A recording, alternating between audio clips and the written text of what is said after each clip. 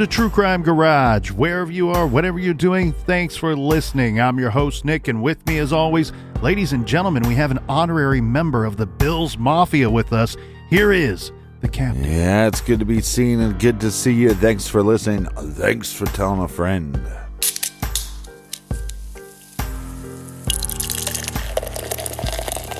This week, we are getting geared up for the holiday season. We are drinking one of the very best holiday beers, Great Lakes Christmas Ale. This is one of my favorite December and January beers. This is a delicious ale with holiday spices and sweet honey, and it's perfect for this holiday season. ABV 7.5% garage grade, 4.5 bottle caps out of 5. And here are some wonderful people that we would like to celebrate this holiday season with. First up, cheers to Tegan in New Haven, Vermont. And a big shout out to Catherine in Preston, United Kingdom. Next, we have a cheers that goes to Deanna in Kuna, Idaho. And a big we like your jib to Emily in Concord, California. Next, we have a thank you from Jillian in Australia. And last but certainly not least, we have Teresa in Janesville, Wisconsin. Thank you to everyone who helped us fill up the fridge for this week's show. And if you want to help us out for next week's show, go to truecrimegarage.com and click on the donate button. Yeah, say it with me, BWERUN, beer run. Go to our website, truecrimegarage.com, go to the store page, and get you some. And that is enough of the business. All right, everybody gather around, grab a chair, grab a beer. Let's talk some true crime.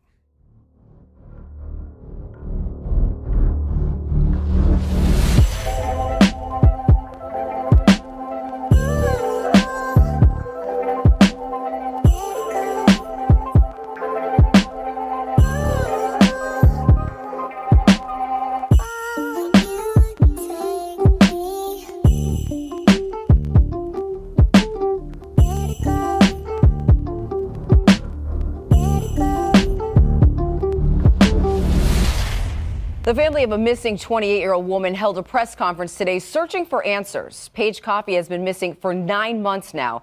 Her family says she would never have left without telling them. The reward for information now up to $5,000. Kendall Forward live in Cleveland now with more details on this. Kendall. Aaron, Paige was last seen here at surveillance video at the Steel Yard Commons 7 months ago on May 7th. Now her family hoping someone somewhere might have some information on where she is now. They say she was so close to her family and she never would have wandered off without telling them. Paige is a wonderful young lady. She is very close to her family. After 9 months, Paige Coffey's family still searching for her, still searching for answers. Her aunt, with Paige's heartbroken mother standing by her side, says she never would have left without telling her family. Paige has a very close relationship with her parents, her grandparents, brothers, and cousins, and there is no way she would go over 9 months without contacting her family. Paige was last spotted on May 7th on Steelyard Commons surveillance video. Her family saw her just a week prior. Her aunt describes her as reliable and dependable, an art lover with a great personality. Her disappearance is completely unlike her, and she knows something is wrong. There would be no reason for her to just walk away that we could think of. She was just a great girl. Paige, now 28 years old, lived in Cleveland and worked in Macedonia at Torrid, a women's clothing boutique. She attended Youngstown State and visited her grandmother in Bratenahl often. Bratenahl Police now investigating, searching for answers, and they say no tip is too small. It's extremely unusual that 9 months have passed and no one has heard or seen Paige Coffey. The reward now up to $5,000 for information to find Paige. Her family begging for some sort of information to help bring her home. No tip is too small. It's been agonizing over these last 9 months. Now, we showed you her picture there, but she's about 5'8" and also has a tattoo on her arm of piano keys. Again, this was the last place she was spotted on surveillance video here at Steelyard Commons. So if you have any information or know where she might be, contact Crime Stoppers or Bratenahl Police. Reporting live at Steelyard Commons, Kendall Forward, 19 News.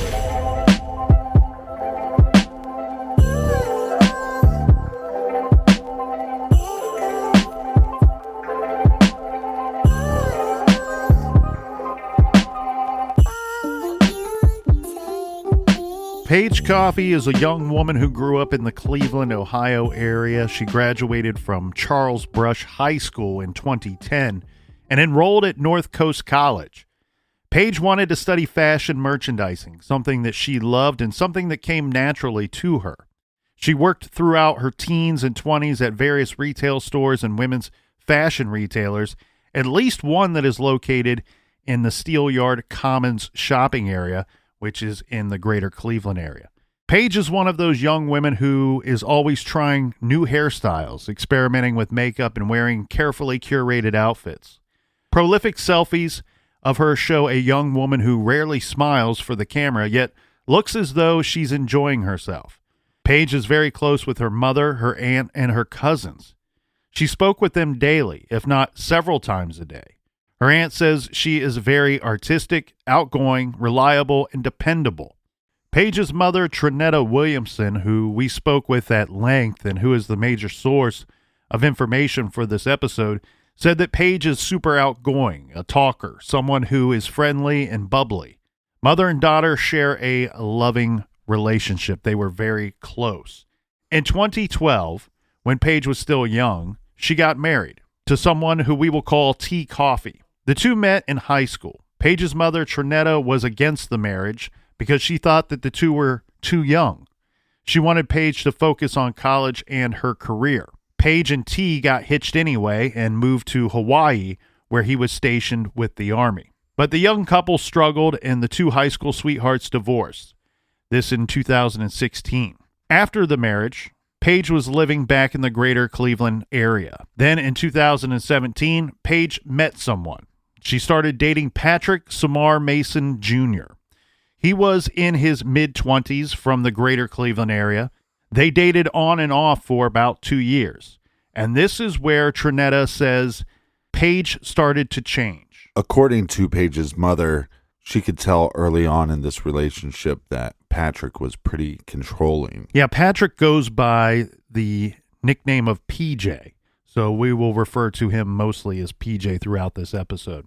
Paige stopped posting on her social media, and her last Facebook post was in early March 2017. She told her family that PJ would check her Instagram account and see what she was doing and who she was talking to. And with this, Paige's personality began to change. All of her life, she was always the chatterbox. Now, she was becoming closed off, hardly speaking at all. And some would say she was becoming rather secretive. Paige started dropping out of touch with her family and friends for days at a time. She was unreachable, and then later would say that she lost her phone or it was broken. Her family would get her a new phone so they could keep in touch, and time again, the replacement phone would break or get lost. Yeah, if you Google signs of a controlling boyfriend, the first thing that pops up is that they increasingly isolate you from friends and family. The phone always seems to be the first cutoff point for these types. Yeah. By this time, Captain, we have Paige. She's living in a house on Oak Shore Drive in Bratenahl. Now, we are not liking what we are seeing here, are we, Captain? No, I don't like any time I hear about somebody being isolated within a relationship. No, so now in our timeline, we are in the early 2019 timeframe, March and April of 2019 to be more on point. This is when something incredibly alarming happens. Things start to get scary. This is when an officer from the South Euclid Police Department was out front knocking on Trinetta's door. When she answered, the officer said that he was there to return a lost and found purse that belonged to a Paige Coffey and asking if she was there. Now, Trinetta told the officer that Paige no longer lived there, but it makes sense that they went to Trinetta's home because the address listed on Paige's driver's license was still Trinetta's home address. The officer asked the obviously concerned mother if she had any idea why the police found Paige's purse full of personal items on the side of the highway. Trinetta said no. It didn't make any sense. The officer asked Trinetta if she could get in touch with Paige, as the officer would like to ask her some questions, mainly to make sure that the young woman was all right. Trinetta explained how Paige had recently become distant from the family and how she was very difficult to get a hold of, telling him she didn't really respond to text or even pick up the phone when called. The officer left the purse with Trinetta and before leaving took an incident report to document the situation. Now, Paige's purse was actually recovered by Macedonia Police, which is nearby. They gave it to the South Euclid Police because of the address listed on the driver's license found inside.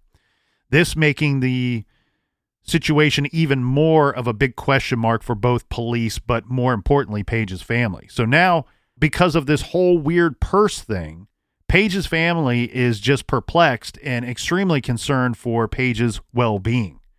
It's not good when you can't get a hold of a loved one and then police show up at your front door because they found her purse full of personal items on the side of the freeway. No, that's a very bad sign. Now, if that wasn't weird enough for you, well, then check your head, because things are going to go from scary to very strange with the quickness. Because on that same very day, and even though PJ knew Trinetta did not like him one bit, Trinetta receives a text from PJ.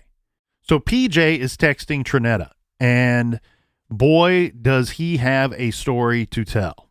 PJ told her that Paige had shot him in the head. Say what? Minutes later, Trinetta receives a photo of PJ's bloodied head. A few minutes go by, and then boom, another photo. This time, he sent her a photo of a handwritten note.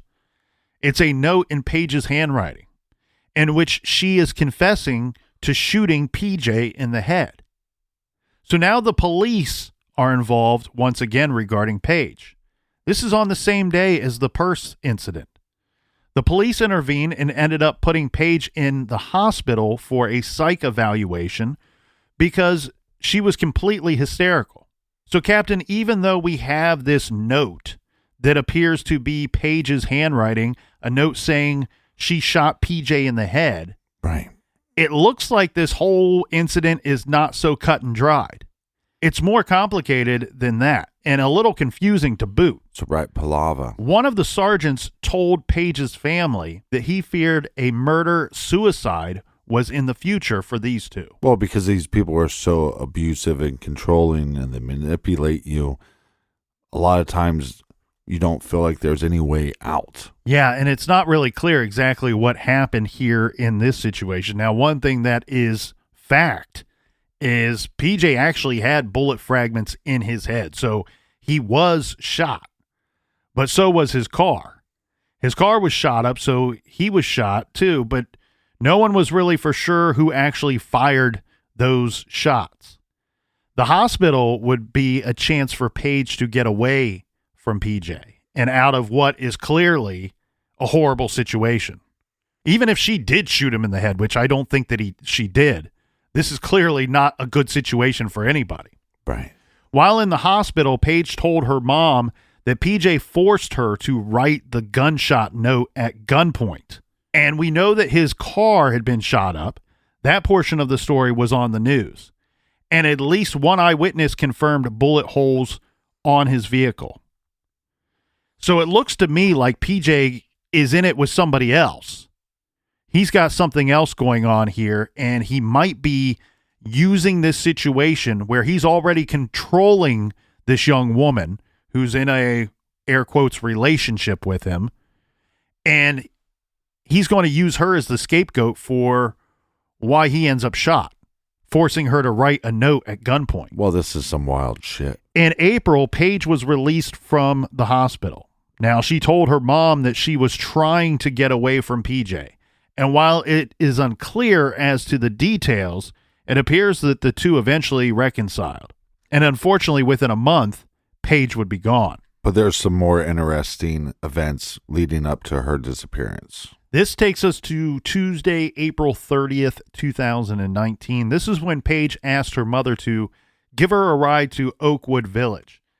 Trinetta did not ask Paige what she was doing there or what she intended to do there because she knew PJ lived in that area.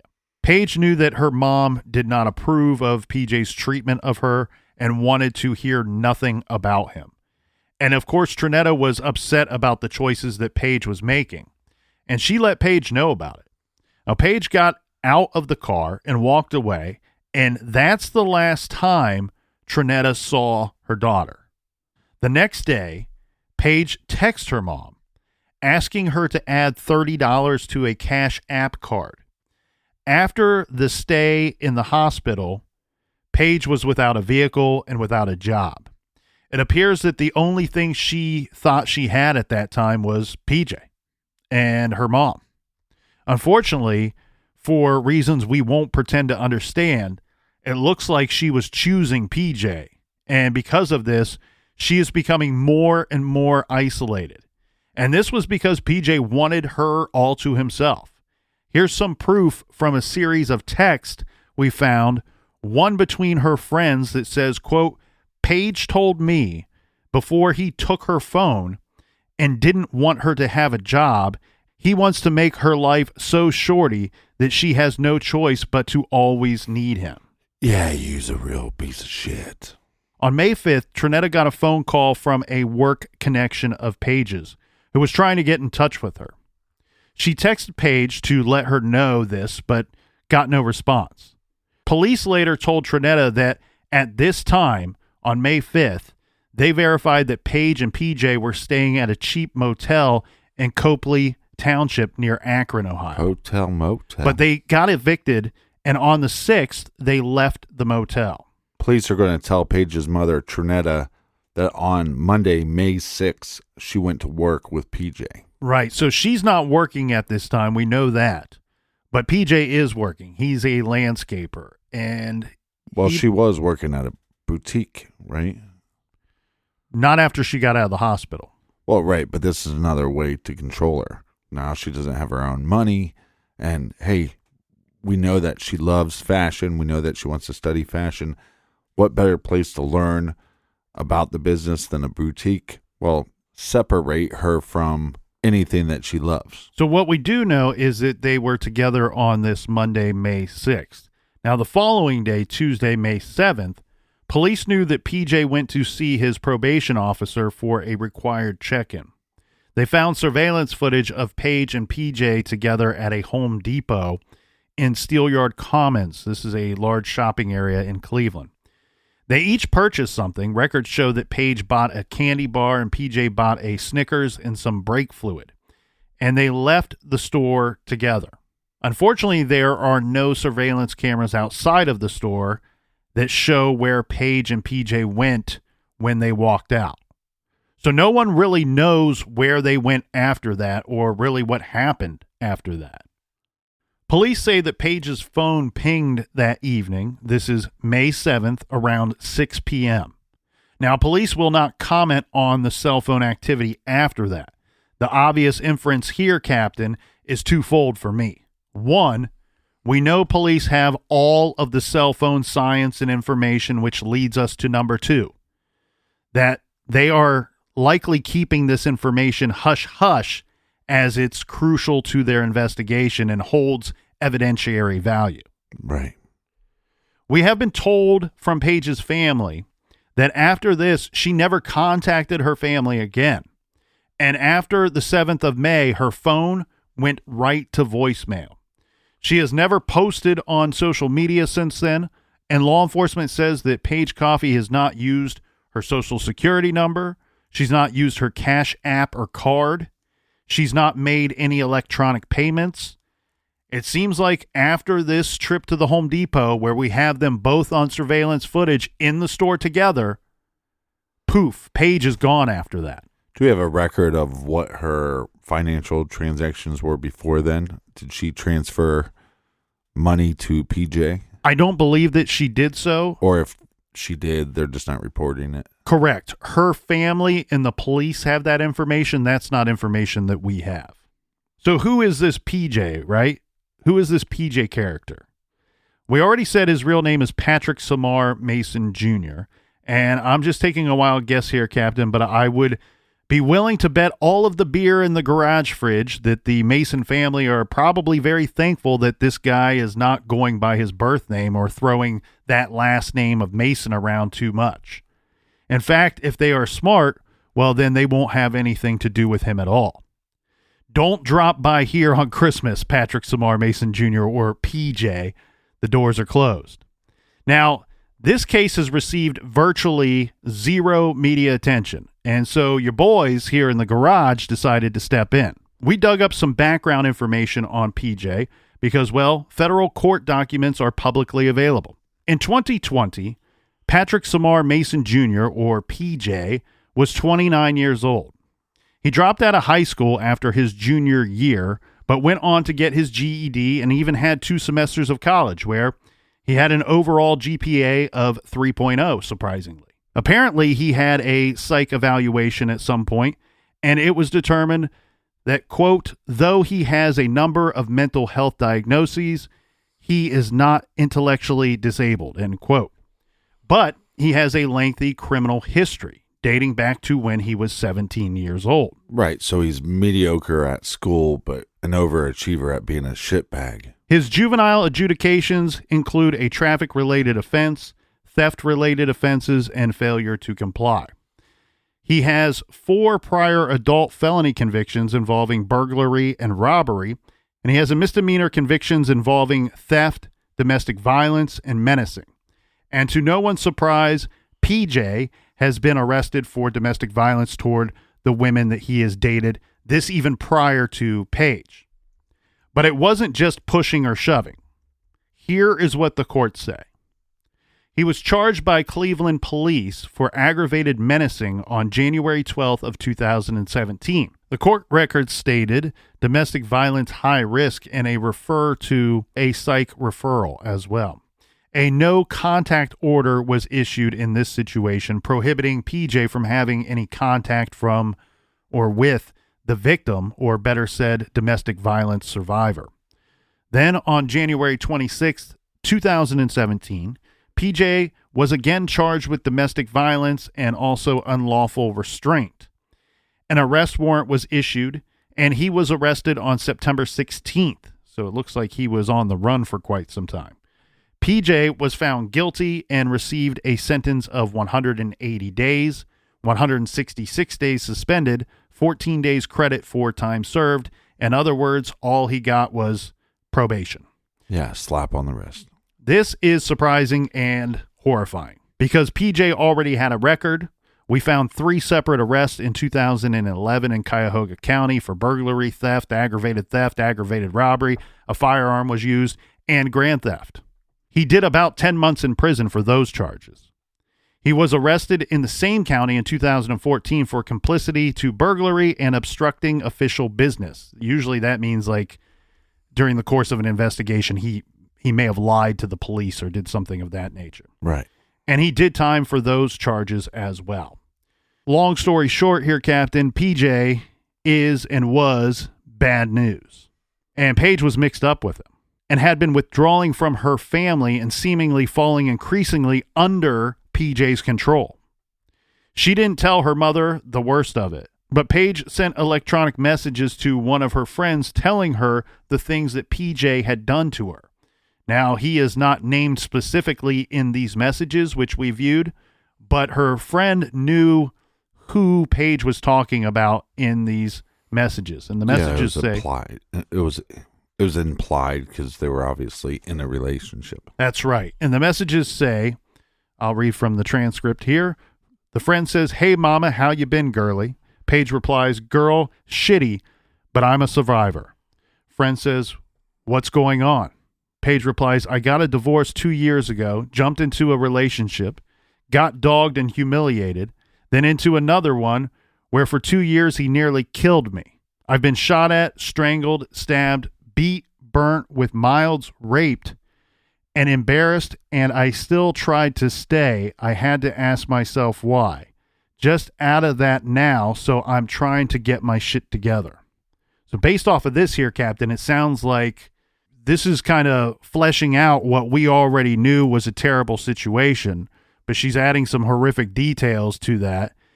And it sounds like she thinks that she's out of this relationship at this time when she's having a conversation with her friend. But that's why it's so hard to leave these abusive situations, because when you think you're out, that's probably the most dangerous time for you. Well, and the thing is, we say leave, but we often see in these situations that person is not allowed to leave. Now, this was not just a case of a domineering boyfriend. This was violent physical abuse. And then after May 7th, Paige seemingly vanished. No one heard from her after that. For about a week, Trinetta said she was concerned because it was so unlike her daughter to be completely out of touch for that long. And no call or visit on Mother's Day, May 11th. This is when Trinetta really knew something was very, very wrong. Even if Paige was furious at her mother for objecting to the PJ situation, she would have at least called her on Mother's Day if she could. Now, desperate, on May 16th, Trinetta called PJ, and he told her that he and Paige were not together anymore, and he had not seen her in weeks. Now, Trinetta knew that this was a lie, so she called PJ's mother, whom PJ sometimes stayed with, and she said that they had not seen Paige in months.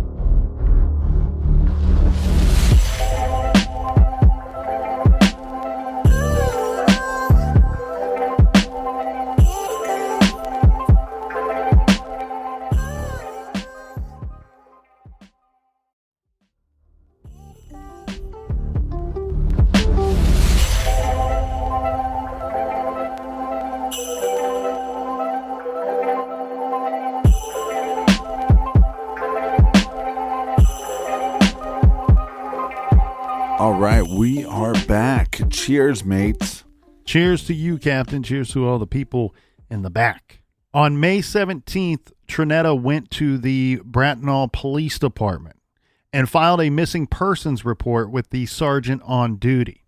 The incident report dated May 17th, 2019 reflects that Trinetta told the sergeant that she had not had any contact with her daughter in more than 2 weeks, and she believed her to be in the company of Patrick Samar Mason Jr., or PJ.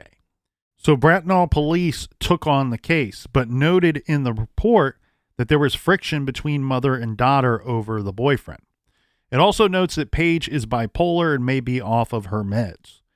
They asked Trinetta if Paige was depressed, and she answered yes at times. This, in my opinion, had a good and unfortunate result. Both good and unfortunate. Right. One, the good is a missing persons alert for Paige was issued at that time, but it read that she might be in danger because of a change in mental status. This was something that I and her family disagrees with.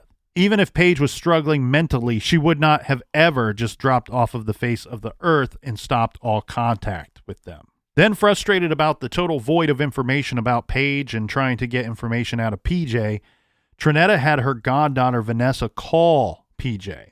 This call took place on May 20th, 2019 at 9:32 p.m., and it was recorded. Now, we made a transcript of this conversation as best as we could make it out. It starts off saying, "Hey, it's Vanessa again. I just got a quick question because we're so worried about her.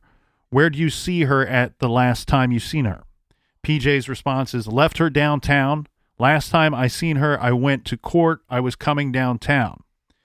He seems to be saying that Paige went to court with him. He could not remember which day, whether it was a Tuesday or a Wednesday. Right. We know that it was, in fact, that Tuesday.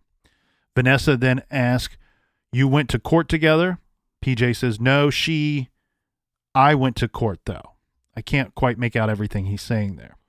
Vanessa then says, "Because we don't know why she hasn't called or anything. You all get into an argument or something?" PJ says no and something else, which is inaudible. Vanessa then says, "Have you checked up on her at all?" PJ says, "I text her a couple of times. I called her a couple of times." He says something else that I can't understand, and then says, "Changed her number. She was talking a bunch of crazy stuff." Vanessa says, "Do you know where she could possibly be? She's usually with you all of the time." PJ says, "No, she ain't with me. We broke up. I don't know how long ago." And then says something else, which I can't understand. Vanessa then says, "And she was downtown, ? When ? To which PJ says Monday or Tuesday. Now, as you can put together based off of that, PJ's basically sticking to his story that he has no idea where Paige is at this time. The family knows that she's missing, and he says that they've broken up and he hasn't seen her in a while, or so on, according to his words.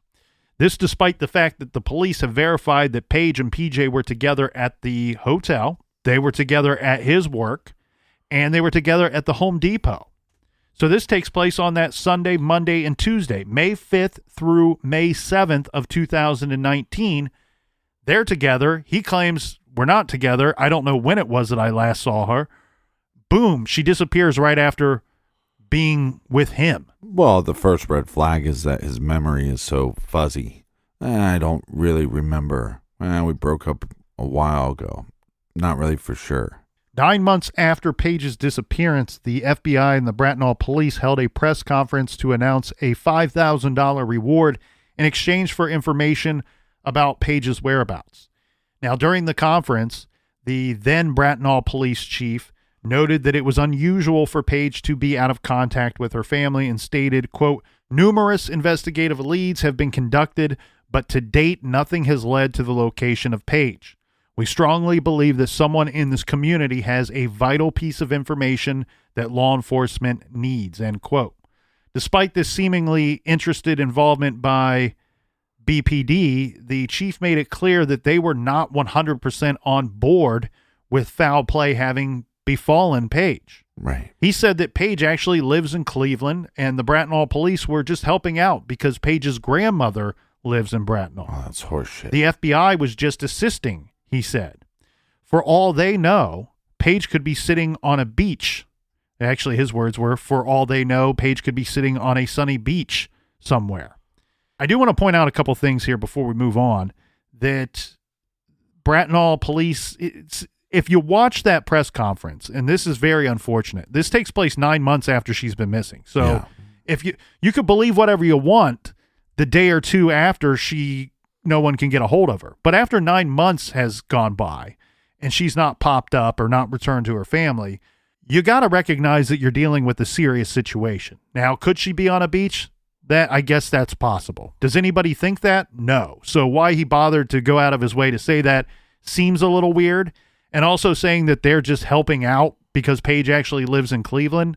It depends on who you talk to. If you want to say that the hotel where they were staying is where she was living, then I guess. But in all reality, no. She was last living in your community in Bratenahl, Ohio. It's like they don't want to take full responsibility. And I understand law enforcement's, is it possible that she just said, you know what, life sucks and I'm going to move away? Sure. But no activity on her bank cards? Just she has money sitting in a bank and she's just not going to take any of it out? Well, at this same press conference, Paige's aunt she speaks right after the chief does and makes it very clear that Paige is not sitting on a sunny beach somewhere. She says, quote, "She would never have just walked away from her family and friends." She said all they have is speculation, but they know that something happened to Paige. She said, "I've known her whole 28 years. She would not put family through this. She spoke to her mom all of the time," end quote. Now, Trinetta does not believe that the Bratenahl Police and the FBI have done nearly enough to try to find her daughter. A detective did acknowledge to her that Paige appeared to have battered woman syndrome. Bratenahl's new police chief has been much more helpful and tells Trinetta that the case is being actively worked. And everything I can see, Captain, I'm very confident that this is actively being worked. And a recent tip, which is now in the hands of BPD and the FBI, came in and says that there's a chance that Paige was trafficked and she's in the San Jose area. This is something that could be true, but I suspect that it's probably not the case, but it is information that has made its way to law enforcement. Well, and again, at first she wasn't reported as an endangered missing. I hope she is now, because if this tip is somewhat true, yeah, she's alive, but she's in a dangerous situation. And it hurts me to say this because I've met some of her family, and I'm picturing I want to have something positive to offer them, some light at the end of the tunnel here, but none of the information that we are digging up or that has made its way to law enforcement, none of it is a good result. None of it is anything that anybody wants to hear about one of their loved ones. Now, in regard to the tip that I'm talking about, this could be a good tip, I guess, but again, the information we've uncovered is screaming loud and clear that the answers likely are much closer to home. Because as you will see, the sources of this information are close to home. More importantly, close to Patrick Samar Mason Jr. And that is PJ's sister, who told a cousin that after Paige vanished, PJ torched his GMC truck and got a new one. That sounds suspicious. Yeah, that's a huge red flag. Why would you set fire to your vehicle? Insurance fraud, or maybe to cover up evidence? Well, thankfully, the cousin reported this to the police. So the police passed along that information to Trinetta saying, hey, we're looking for this guy's truck. We've received some credible information that he torched it after your daughter disappeared. Right. He's telling us that he sold it, but can't provide any proof of that.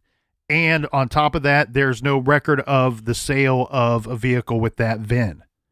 So the truck is missing, and everybody's looking for this truck. Well, his initials shouldn't be PJ. They should be BS, because this guy is full of bullshit. He wants to sit there and say, I don't know. Last time I saw her, I haven't seen her for weeks. And then we know that's a lie, because he saw her on Sunday and Monday and on Tuesday.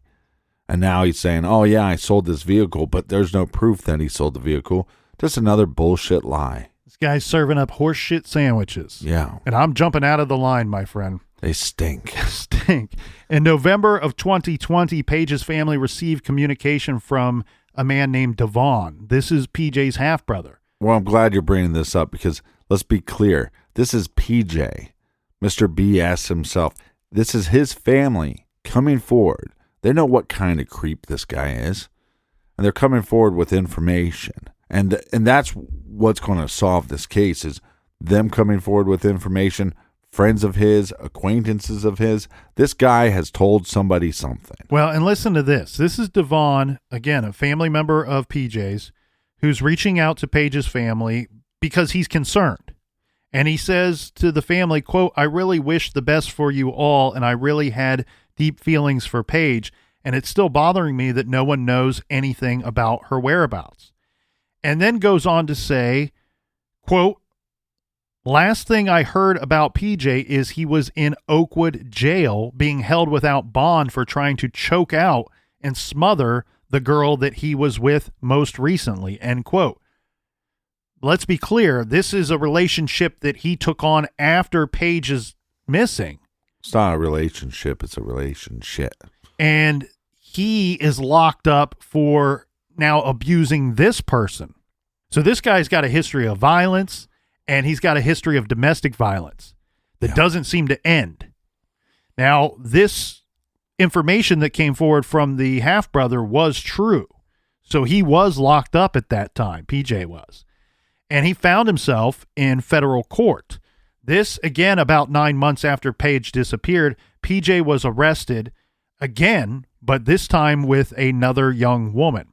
And we're going to read from the court record describing this incident, but it's rather interesting, so bear with me here, Captain.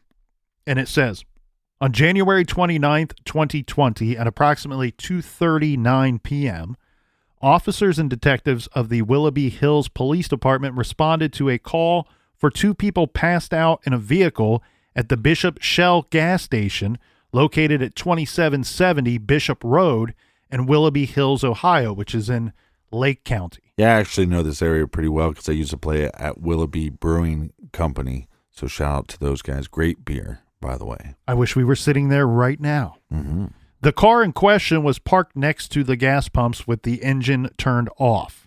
Officer Craig Anderson says that he was already on the scene when Officer Mino arrived and was attempting to wake the subjects. by yelling into the vehicle.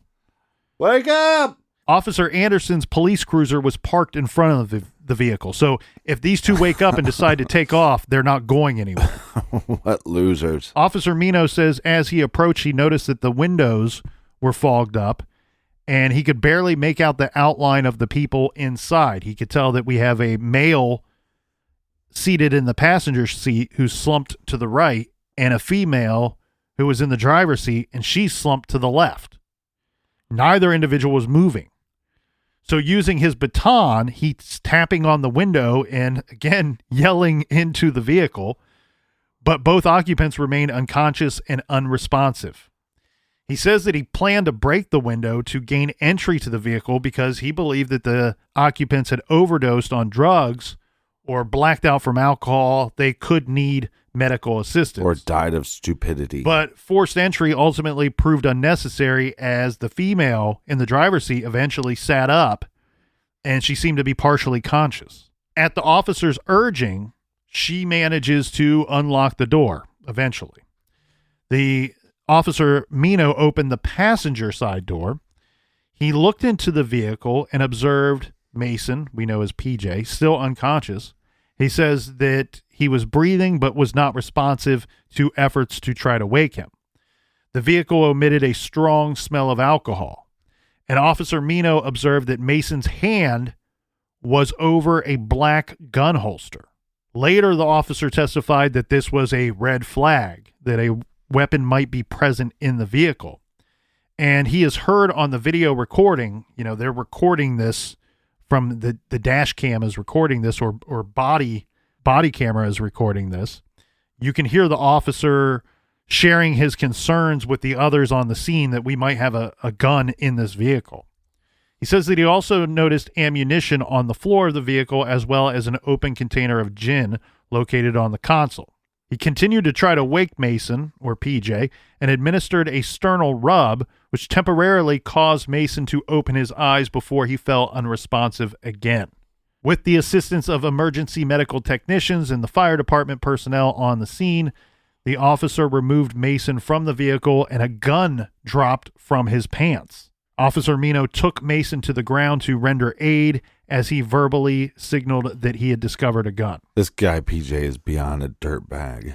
Well, whatever he had consumed that day, either the driver, the female driver, she was either unwilling to communicate that to police or just didn't know. So they're able to wake her. They're not able to wake him until they pull him out and a gun falls out of his pants. Well, again, he's controlling and abusive. For all we know, he drugged her. Well, once that weapon is secured, Mason is then detained, and the officers run his license where they quickly determine that he had outstanding warrants. So he's under arrest at this time. Outstanding warrants and carrying a gun. The female driver was also arrested and taken into custody as she was believed to be intoxicated and became belligerent and combative with the officers.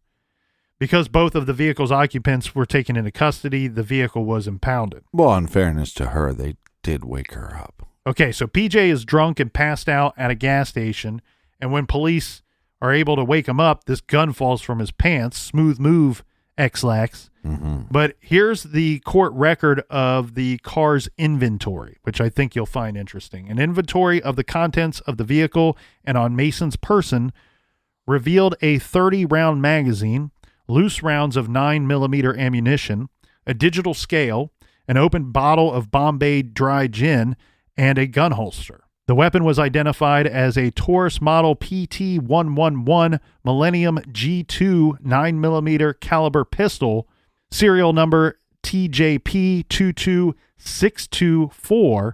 Special Agent Corey Miles with the ATF is the one that wrote that report and took the inventory of the contents of that vehicle and the items found on Mason, on PJ.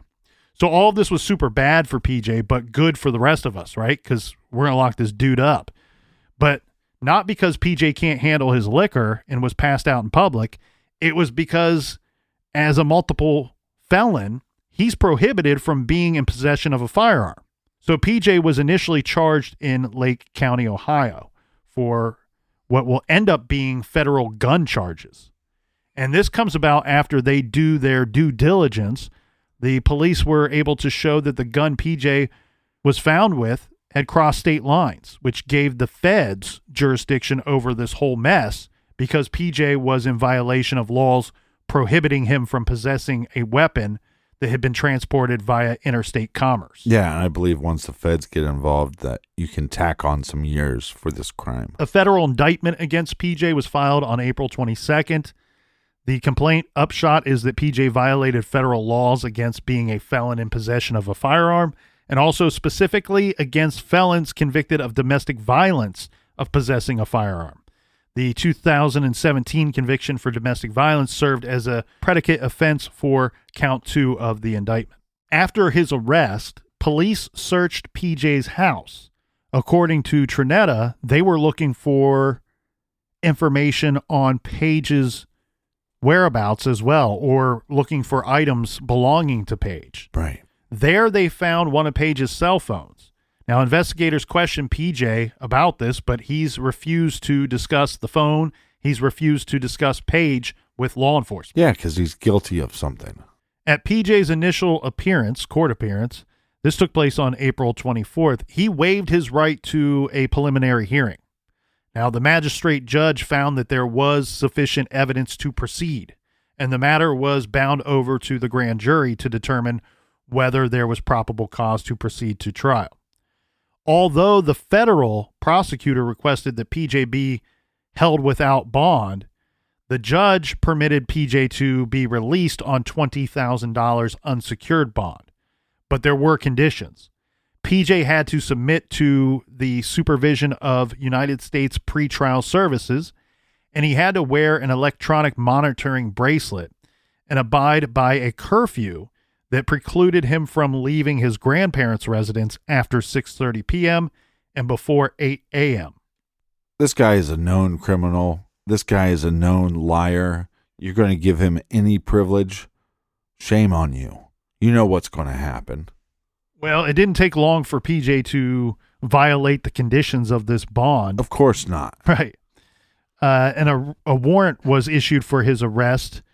And according to the status report filed by the pretrial services, it states that on May 18th of 2020, PJ left his home without authorization at 9:02 p.m., this breaking the curfew.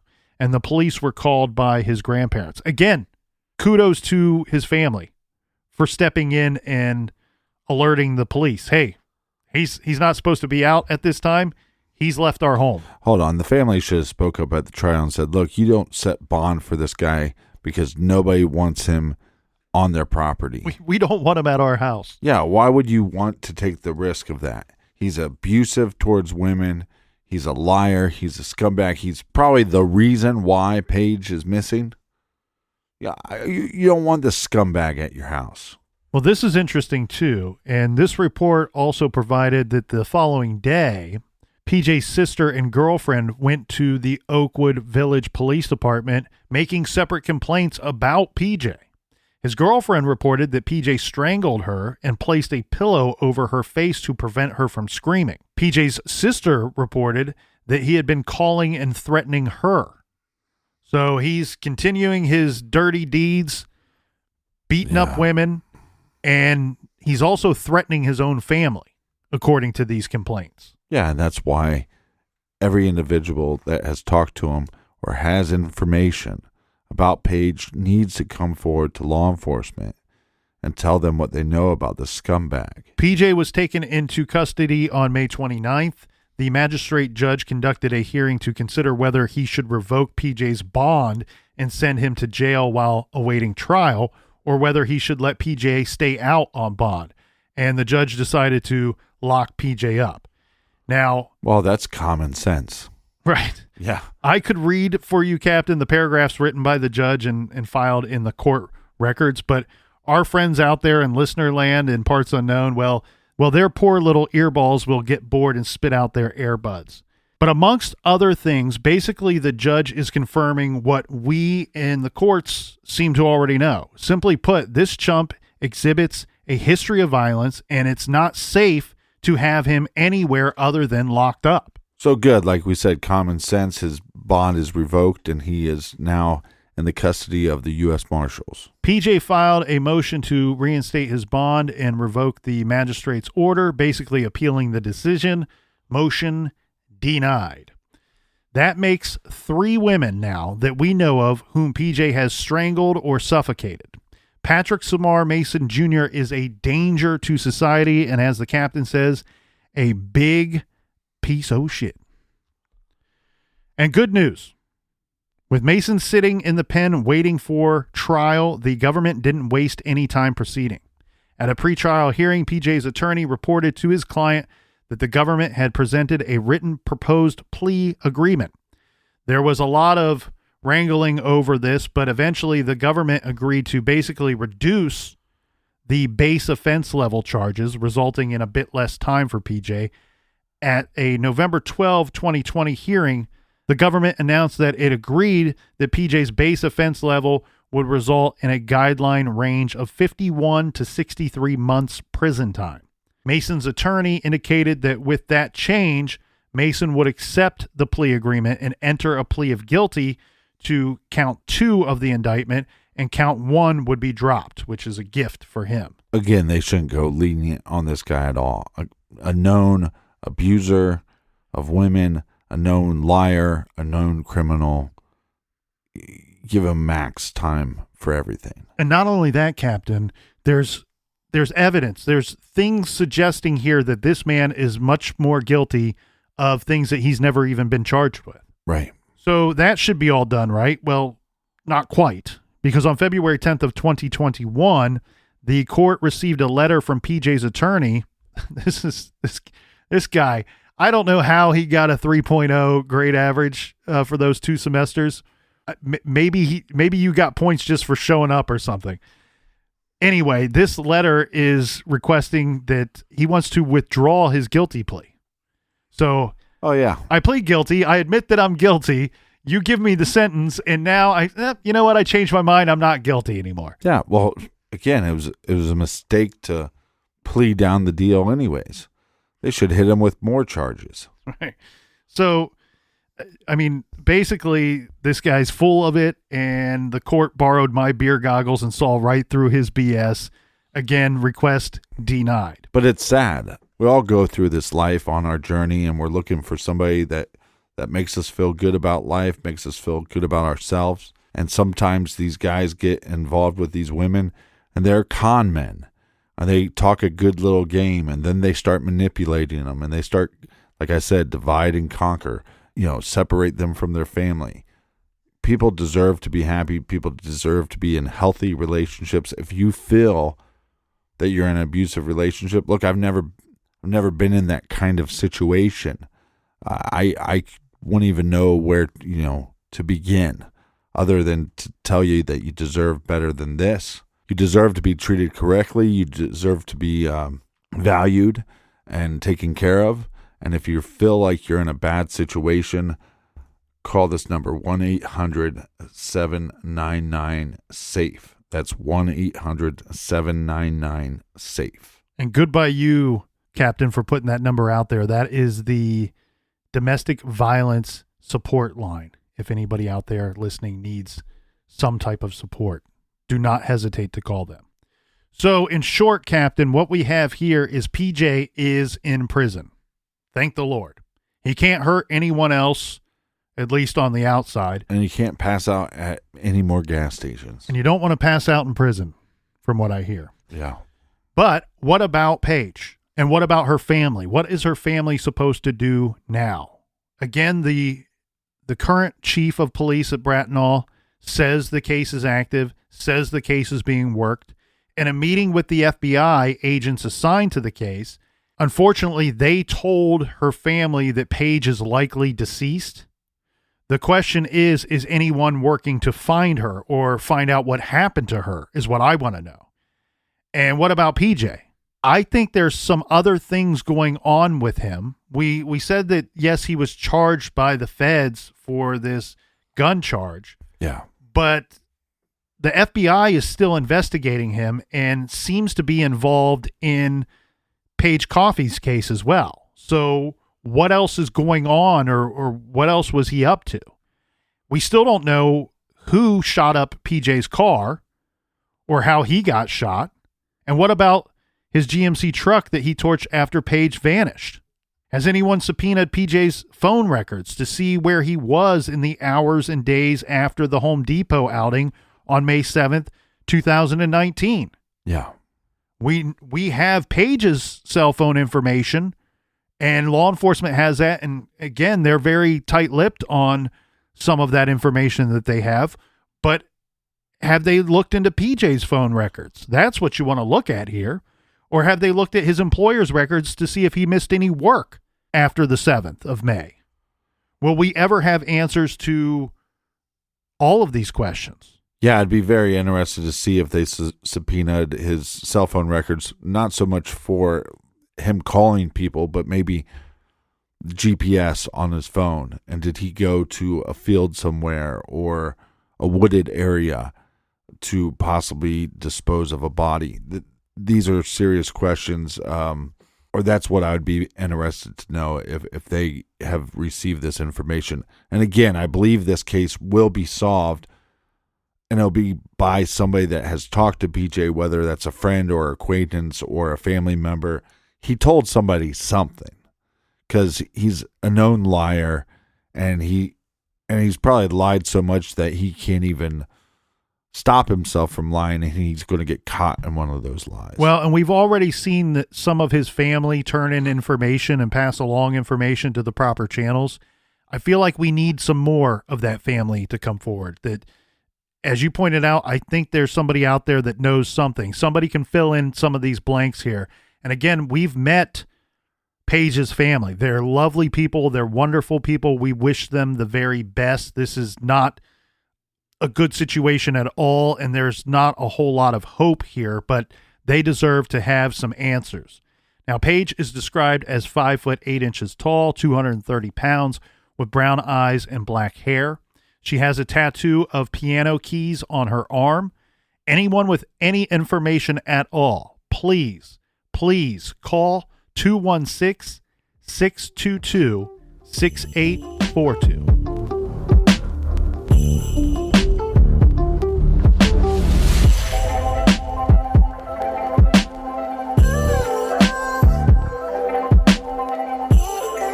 I could just kiss all your faces. Make sure you subscribe to the show, and make sure you tell a friend, or maybe share about the show on social media. Colonel, do we have any recommended reading for the listeners this week? This week, Captain, we got one that is perfect for that true crime reader on your gift list. It's called A Killer by Design, Murderers, Mind Hunters, and My Quest to Decipher the Criminal Mind by the great Ann Burgess.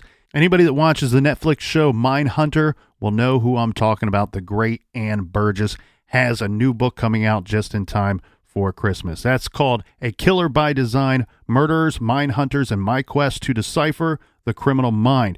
You can find that great title and many more on our website, truecrimegarage.com. And until next week, be good, be kind, and don't litter.